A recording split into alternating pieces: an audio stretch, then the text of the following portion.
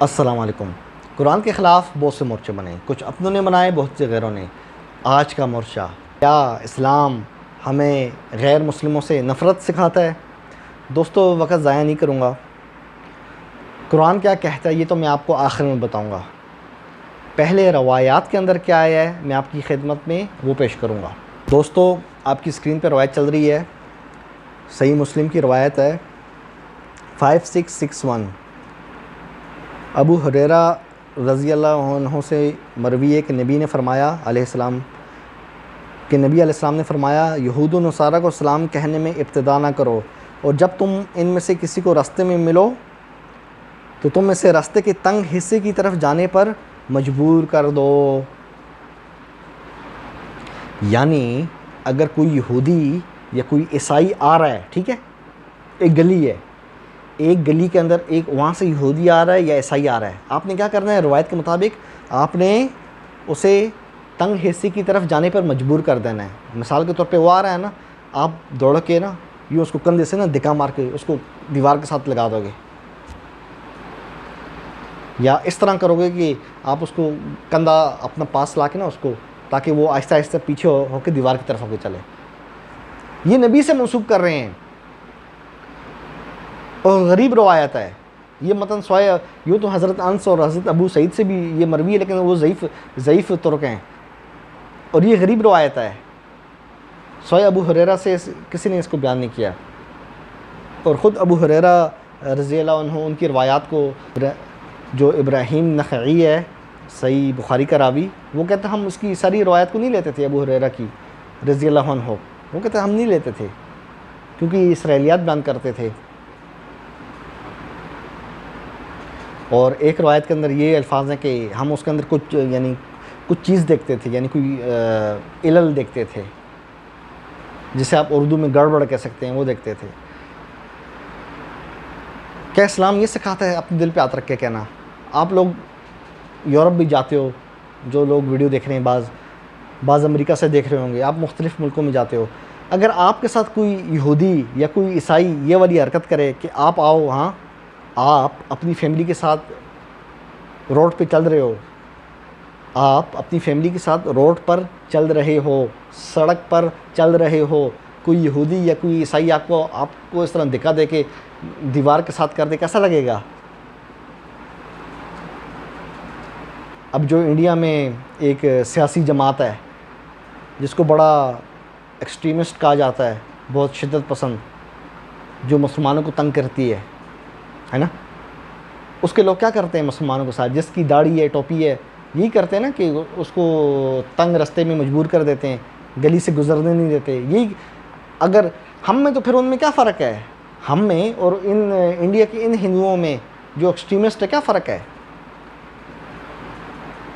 روایت ہمیں کیا کہہ رہی ہے کہ اگر کوئی آ جائے یہود و نصارہ، یعنی عیسائی اور یہودی، اسے رستے کے تنگ حصے کی طرف جانے پر مجبور کر دو۔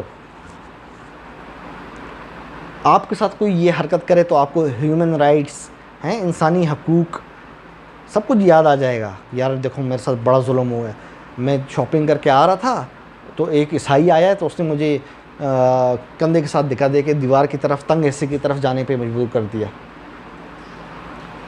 میرا نبی پاک ہے ان چیزوں سے کہ آپ اس طرح کی باتیں فرمائیں۔ اچھا، یہ جو قرآن کے اندر ہے نا کہ تا قیامت ایک جو یہود پہ اللہ ایسے لوگوں کو مسلط کرے گا جو انہیں سزا دیں گے، یہ حربی یہود کے بارے میں، جو جنگجو ہے، جو عام یہودی ہے، جو عام عیسائی ہے، جو جنگجو نہیں ہے، جو سویلین ہے، اللہ ان کے خلاف کبھی بات نہیں کر رہا۔ یہ اللہ کی سنت ہے، جو مجرم ہو نا، حربی ہو، جنگجو ہو، اللہ اس کے خلاف بات کرتا ہے۔ جو جنگجو نہیں ہے، آپ کے خلاف نہیں لڑا، اس کے بارے میں تو حکم ہے کہ اسے تبلیغ کرو، اسلام کی طرف بلاؤ، جیسا کہ اس آیت میں حکمت کے ساتھ، دنائی کے ساتھ، عقل مندی کے ساتھ ان لوگوں کو اسلام کی طرف بلاؤ۔ یہ ہوتی ہے بات، یہ نا کہ آپ بولو تیری ایسی کی تیسی، یہ نہیں کہ آپ بولو اچھا ابھی بتاتا ہوں آپ کو، میں دیوار کے ساتھ لگاتا ہوں، تنگ راستے سے جانے پہ مجبور کرتا ہوں، اس طرح نہیں۔ یہ تو قرآن کے خلاف ہے، یہ روایت قرآن کے خلاف ہے۔ کس طرح؟ آپ بولو گے ابو جعفر تنولی ثبوت دو، قرآن سے ثبوت دو، یہ لیجیے آپ کی اسکرین پہ ثبوت چل رہا ہے۔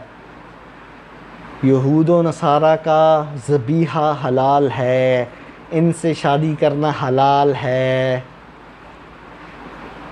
سلام کرنا بڑی بات ہے یا شادی کر کے ہم بستر ہونا؟ سلام کرنا یہ بڑی بات ہے، یہ بڑی چیز ہے، یا شادی کر کے ان کے ساتھ ہم بستر ہونا؟ آپ بولو گے نہیں شادی کرنا بڑی بات ہے۔ تو جب شادی کی اجازت ہے، یعنی بڑی چیز کی اجازت ہے، تو چھوٹی چیز کس طرح منع ہو سکتی ہے؟ جب بڑی چیز کی اجازت ہے تو چھوٹی چیز کس طرح منع ہو سکتی ہے؟ آپ خود سوچو، عقلی دلیل۔ قرآن کے مطابق آپ یہودی اور عیسائی عورت سے شادی کر سکتے ہو، یہ میں نہیں کہہ رہا، قرآن کہہ رہا ہے۔ تو یہ کیسے ہو سکتا ہے کہ اگر آپ کی بیوی عیسائی ہو، آپ بولو گے میں سلام نہیں کر رہا کیونکہ روایت میں آ گیا ہے اور میں تمہیں تنگ رستے پہ جانے پہ مجبور کر دوں گا، اور پھر اس کا ذبیحہ بھی حلال ہے۔ جو سلام سے بڑی چیز ہے اس کا ذبیحہ وہ حلال ہے، اور پھر شادی کے بعد اس کے ساتھ مباشرت کرنا، جس طرح ایک خاوند بیوی آپس میں سیکس کرتے ہیں، وہ حلال ہے۔ اور جو چھوٹی چیز ہے سلام کرنا، یہ حرام ہے۔ کوئی عقل کو ہاتھ لگاؤ بھائی۔ میرا نبی ان تمام باتوں سے پاک ہے۔ آگے آپ کی مرضی، آپ نے ماننا ہے یا نہیں ماننا۔ آپ جا کے یورپ میں جا کے یہ بولو نا کہ ہماری روایات میں یہ آیا ہے، اسی وقت آپ کا فوراً ویزا بند کر کے آپ کو ڈپورٹ کریں گے، بولیں گے جاؤ۔ قرآن تو کچھ اور سکھا رہا ہے۔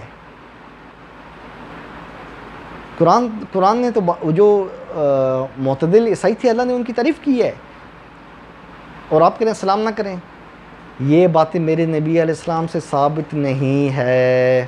آگے مرضی ہے، جس نے ماننا ہے روایات کو اس کی مرضی، اور جس نے قرآن کو ماننا ہے جس کے مطابق ان کا ذبیحہ حلال ہے، ان سے شادی کرنا، بچے پیدا کرنا حلال ہے۔